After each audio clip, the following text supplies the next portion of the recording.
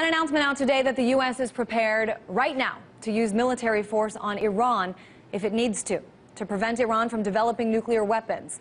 That announcement comes on the heels of a series of meetings scheduled between Iran and 6 world powers: the United States, France, Russia, China, Britain, and Germany. Well, the UN has already implemented 4 rounds of crippling sanctions against Iran, with another round set to go into effect this summer. They're hoping to persuade Iran to stop its uranium enrichment program entirely. Today's announcement seems to be another warning light to Iran that the U.S. and Israel aren't messing around. Here to discuss this is Lawrence Wilkerson, retired United States Army colonel and a former chief of staff to Colonel Colin Powell, excuse me. Colonel Wilkerson, thanks so much for being on the show. Thanks, I guess I want to ask you, I saw today's announcement sort of in 2 different ways. I saw it on one hand as being sort of a warning to Iran on the heels of these talks, and on the other hand of being sort of a nudge to Israel. By the way, we're still your loyal friends. How did you see this? I hope that's all it is. I hope it's a little bit of diplomatic hard talk and a little bit of assurance of our allies, the Israelis.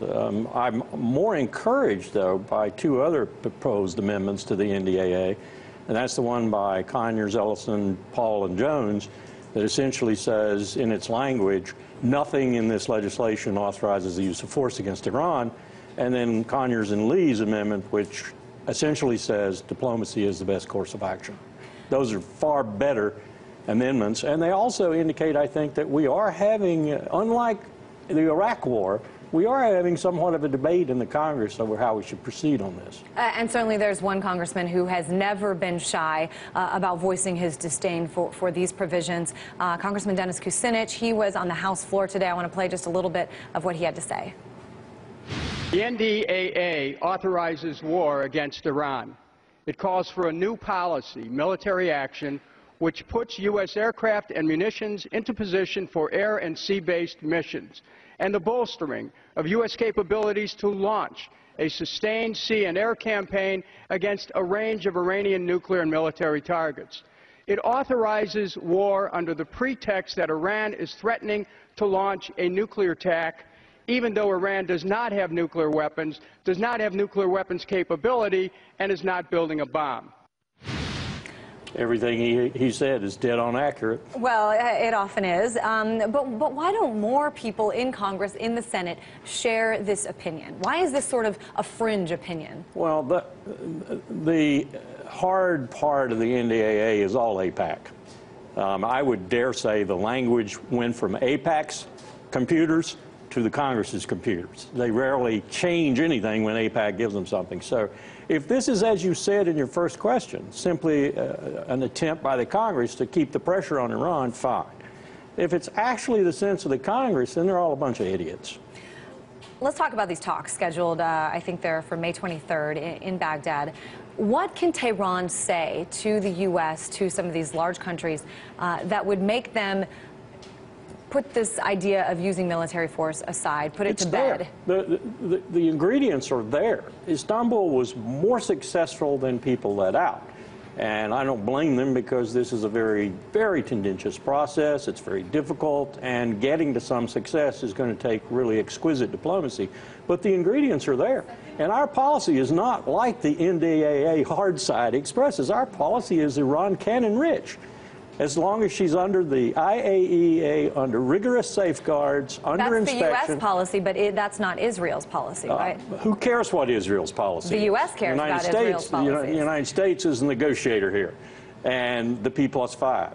So P1+5. So we're looking at a possibility here that could do what Iran needs done in order to feel safe about what it's doing in terms of giving in, and let us feel safe in terms of Iran's nuclear capability now and in the future, and come to some modus vivendi so we can settle a range of issues that arguably are more important than the nuclear issue, to include sponsorship of terrorism, to include human rights in Iran, to include all the issues that are on our plates together. All of those issues, in my view, in combination, and some of them singly, are more important than the nuclear issue. The nuclear issue is manageable. But in addition to sort of my theory that perhaps the United States made this announcement that the plans are in place, they're ready to go if need be, that it was sort of a gesture to Israel to say, hey, we're looking out for you.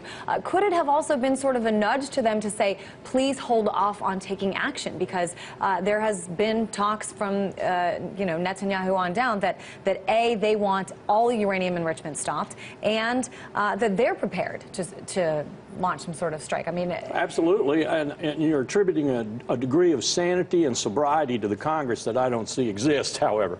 I do see that Israel has been somewhat restrained, and somewhat restrained because she hasn't gotten the kind of acceptance from us that Netanyahu in particular thought he was going to get. And by the way, we need to set this at rest. Israel cannot do anything but make the rocks bounce in Iran. Israel does not have the military capability to conduct an effective series of strikes against Iran.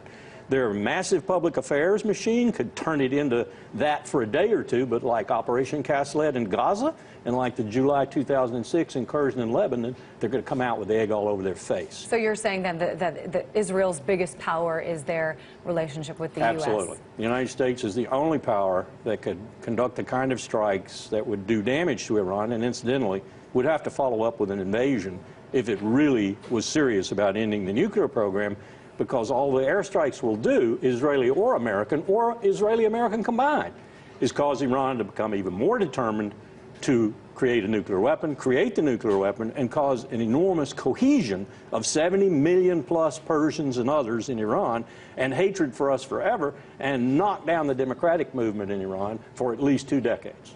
Let me ask you this. There were reports out today that Iran has been apparently shipping weapons to the Syrian government. Guess who hasn't? I mean, tell me a power that matters that hasn't been shipping.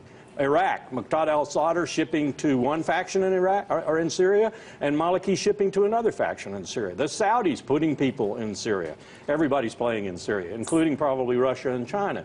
And that's why we need to stop this. So you don't think that this sort of coming out will have any sort of effect on these talks with Iran, that one way or the other? I certainly hope not, because this is a real mess, Syria. And, oh, by the way, you didn't mention this latest sketch of an explosive chamber in Iran that supposedly came out of somebody. That probably came, I got a lot of experience with this, that probably came out of the equivalent of curveball.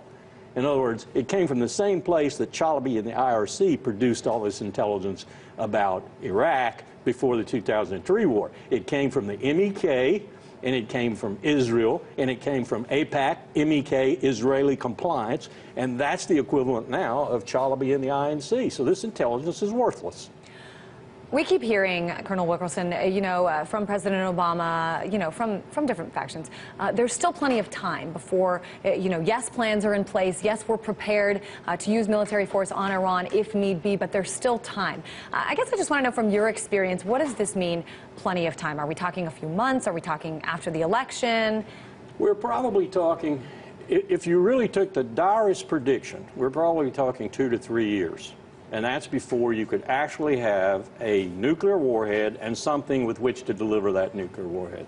I would say more like 5 years. Remember, people have been predicting that Iran would have a nuclear capability ever since the Shah, and they haven't done it yet. I know you and I have talked about this before, that this is nothing new, and some of the fear-mongering and some of the ideas that Iran is our biggest threat is nothing new. And what is new is the possibility now for the deal we had in 2009 but had to back away from, that the Brazilians and the Turks orchestrated essentially.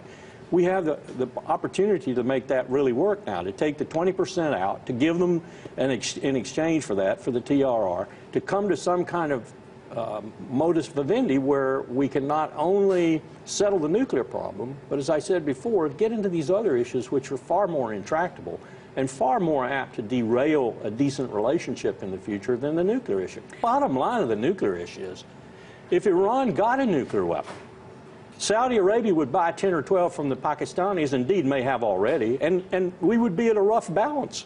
So it's manageable even if they got a nuclear weapon. Just because I have you here, I want to talk really, really quickly about Pakistan. They're going to announce any day they're going to reopen their borders to the U.S. Only there's going to be a little change. Instead of, that opening the borders, letting the U.S. bring in what they wanted. Now they're going to charge $5,000 per shipping container. Is this just, the cost of doing business with people you don't really like? This is the Pakistanis trying to maximize the potential before the United States pulls out, because if we operate as we have in the past, vis-a-vis Pakistan, we will pull out, and that will be the last thing we do for Pakistan for the next 20 years. I mean, that's our relationship with Pakistan. Up and down, up and down, up and down. And so they're just trying to cover their bases as we get ready to pull out. And oh, by the way, this is going to be a fighting pullout, probably. There's been some interesting headlines about it, basically telling the U.S. to bend over, and I'll let everybody else finish the sentence. But it's very interesting what's going on here. Colonel Lawrence Wilkerson, always great to have you here. Thanks for having me. Thanks so much.